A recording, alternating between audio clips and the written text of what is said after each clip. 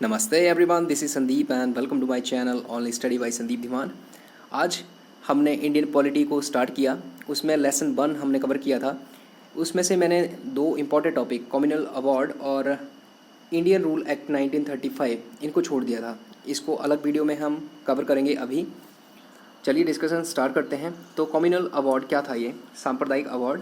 इसमें क्या था कि जो ब्रिटिश प्रधानमंत्री थे रैमजे मैकडोनाल्ड, उन्होंने अगस्त 1932 में अल्पसंख्यकों के लिए एक योजना बनाई। ठीक है, इसी योजना को कहा गया कम्युनल अवार्ड। क्या था इसमें?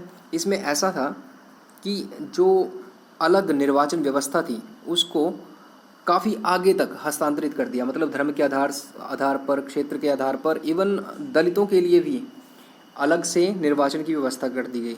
ठीक है, और इसमें इम्पॉर्टेंट चीज़ ये रही कि गांधी जी को इससे बहुत दुख हुआ और उन्होंने उस टाइम गांधी पूना की यरवदा जेल में थे, वहीं पर उन्होंने अनशन स्टार्ट कर दिया था। तो ये क्वेश्चन डायरेक्ट कई बार पूछा गया है कि गांधी जी ने कौन सी जेल से अनशन आरंभ किया था? तो यरवदा जेल। ठीक है, इसके बाद जब इन्होंने ये अनशन किया तो कांग्रेस और जो दलित नेता थे उनके बीच में एक समझौता हुआ जिसे पूना समझौता कहा गया। ठीक है, तो किसके बारे में था? ये निर्वाचन क्षेत्र को लेकर ये समझौता हुआ था। इससे संयुक्त हिंदू निर्वाचन व्यवस्था और दलितों के लिए स्थान आरक्षित ये व्यवस्था बनाई गई। ठीक है, मतलब दलितों को हिंदुओं के साथ ही अलग से निर्वाचन स्थान दिए गए। आगे है इंडियन रूल एक्ट 1935। तो ये क्या था? ये बहुत ही लंबा और विस्तारित दस्तावेज था। इसमें 321 धाराएं थीं और 10 अनुसूचियाँ थीं। ठीक है, मतलब 321 आर्टिकल और 10 शेड्यूल थे। ठीक है, अब इसकी कैरेक्टरिस्टिक्स की अगर हम बात करें तो इसमें अखिल भारतीय संघ की स्थापना की गई। ठीक है, ये बहुत इम्पोर्टेंट है। और इसमें जिस तरह से अभी हमारे पास संघ सूची है, राज्य सूची है और संवर्ती सूची है, तो ये व्यवस्था यहीं पर थी।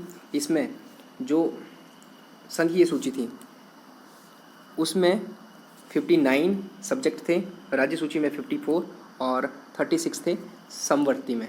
ठीक है, तो इसको ध्यान में रखिएगा। ये व्यवस्था कभी अस्तित्व में नहीं आई थी, सिर्फ बनाई गई थी, अस्तित्व में नहीं आई। वजह क्या थी? क्योंकि देशी रियासतें इसमें शामिल नहीं हुई थी। आगे बात करें हम, द्वैध शासन का इसने अंत कर दिया और जो प्रांतीय स्वायत्तता थी उसका शुभारंभ किया गया। आगे एक और चीज़ की इसने उत्तरदायी सरकार की स्थापना की थी। इसके अनुसार गवर्नर को मंत्री परिषद जो थी उसकी सलाह के ऊपर काम करना था।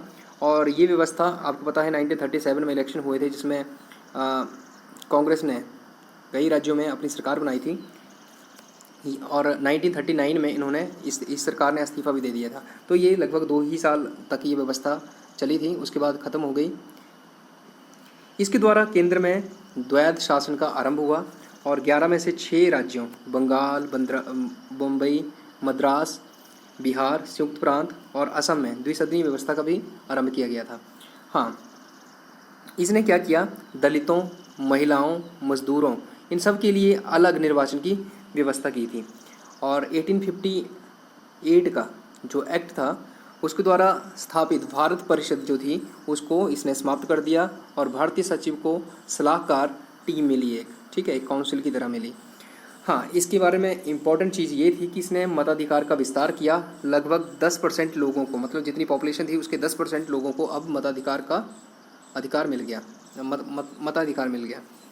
इसके द्वारा आरबीआई की स्थापना की गई 1 अप्रैल 1935 को। तो इसको ध्यान में रखिएगा, किस एक्ट के द्वारा? तो 1935 के एक्ट के द्वारा 1 अप्रैल को ये आरबीआई की स्थापना हुई थी। 1937 में संघीय न्यायालय की स्थापना भी इसी एक्ट के अंतर्गत की गई थी।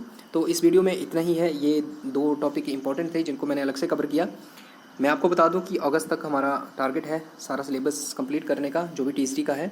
तो बनी रहिएगा चैनल के साथ, लाइक और शेयर कीजिएगा वीडियो को, सब्सक्राइब कीजिएगा चैनल को। Thank you.